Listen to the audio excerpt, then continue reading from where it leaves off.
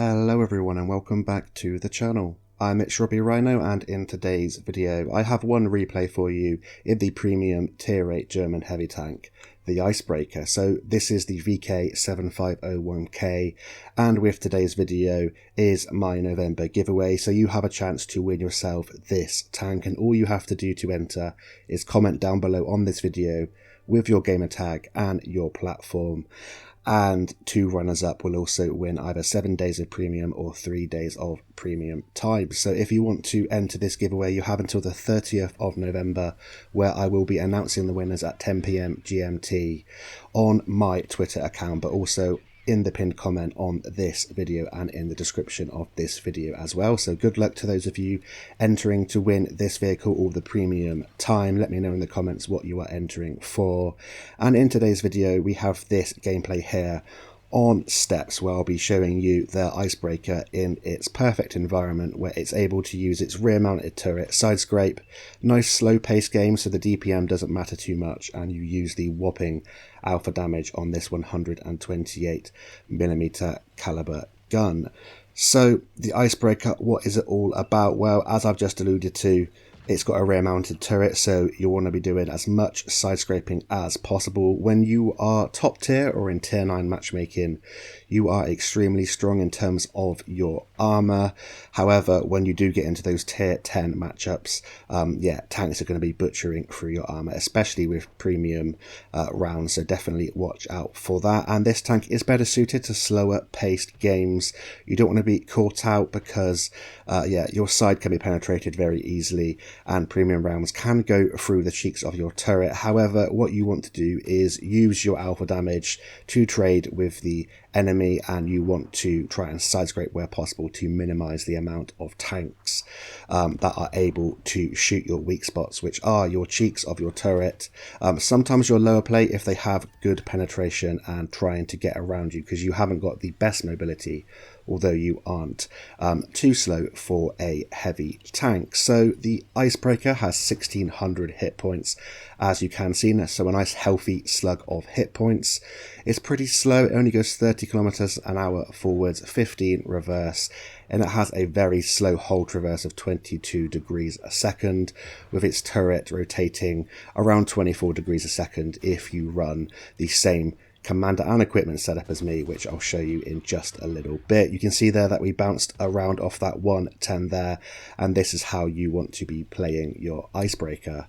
In terms of the firepower of this vehicle, you have a 128mm caliber gun with 490 alpha damage on your standard AP and premium APCR rounds, and you have 630 alpha damage if you use the HE rounds.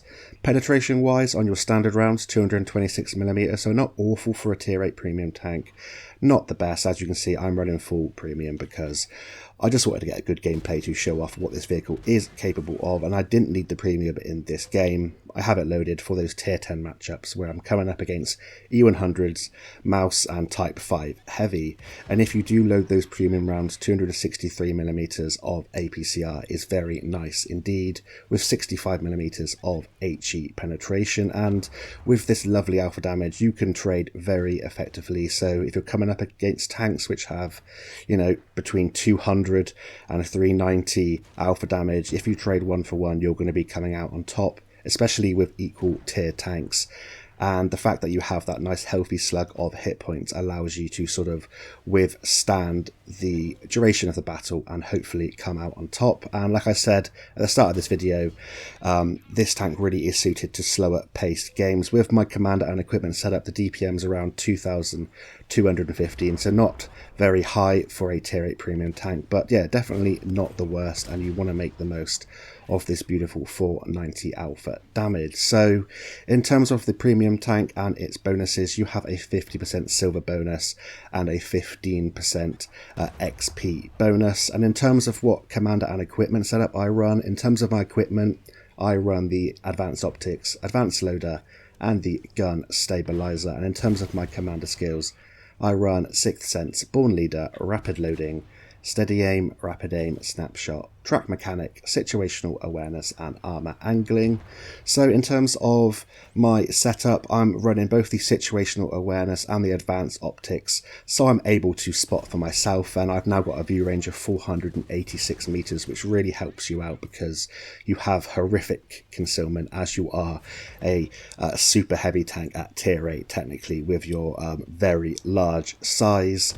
In terms of the rest of the skills, gun handling skills to help the gun handling out as much as possible.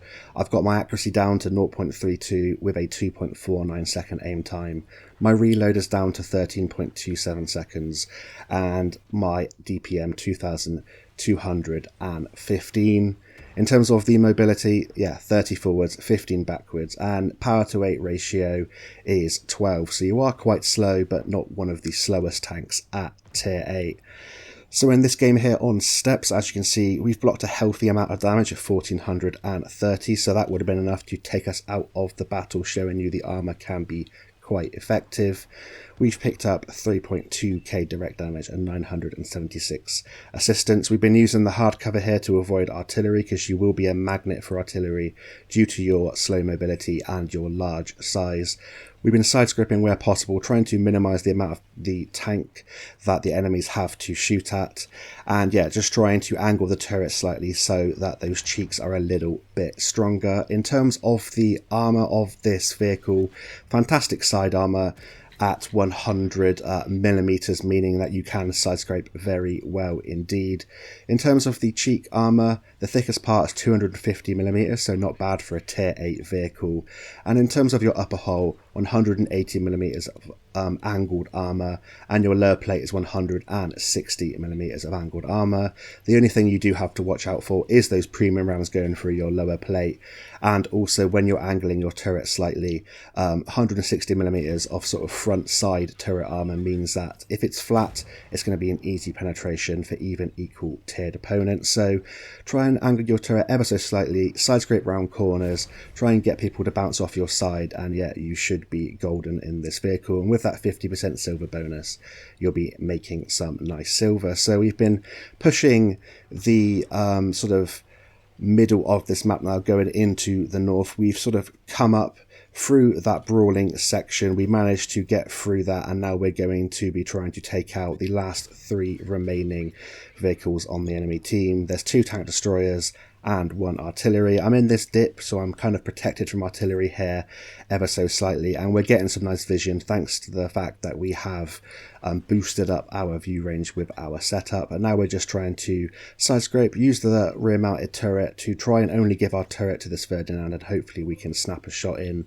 Unfortunately, this rock is in a little bit of a difficult position, so going to maybe get sort of re-stealth so the artillery doesn't aim for us, and then we can hopefully pop up in a different position and take out that Ferdinand. However, we're going to take our chance now to get a shot into the tank destroyer, the Italian tank destroyer, towards the eastern side of the map. He gets taken out by our friendly Kraftspanzer, and you can see that there, that alpha damage really does help out.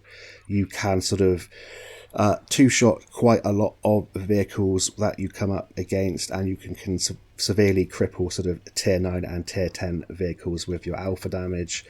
And it's not about the DPM, it is about that alpha damage. It's about surviving through the battle with your durability, with the armor, and the fact that you have 1600 hit points. Unfortunately, there we don't manage to penetrate the Ferdinand, but we do track him in place, and we're getting some beautiful assistance on this Ferdinand. I probably could just take the shot now, go around the corner and get a shot into him, which I eventually do.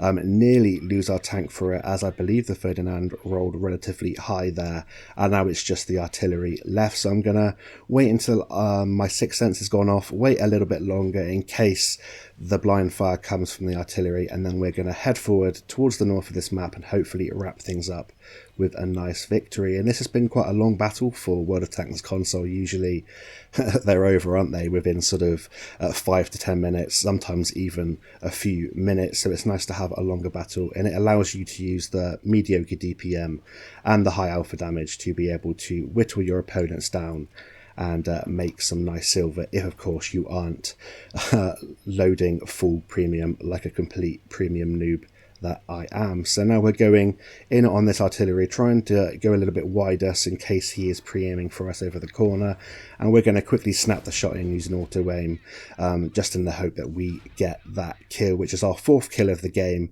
We loaded an HE run there, so we would have splashed that artillery to death anyway, and that's a victory for the Icebreaker. 4 kills, 5.3k direct damage, 1.5k assistance. That's the mastery badge, high caliber, 2199 base XP, and those 4 kills. And yeah, even with firing full premium rounds, we make a profit there of 263,000 with a premium account, and without we'd have made just shy of 200,000 silver, showing you that this can make some nice silver even if you do fire some premium. And that was a 9 minutes 15-second battle, so the longer the battle, the more chance you have of using your alpha damage, getting around the battlefield and using your armor to stay in it. So good luck to those entering the giveaway. A reminder, it runs until the 30th of November, 10 PM GMT, where I will announce the winners here on YouTube, on this video and on my Twitter. And yet 2 runners up will win 3 days of premium and 7 days of premium. So good luck, have a nice rest of your week, and until next time, I'll see you on the battlefield, and bye for now.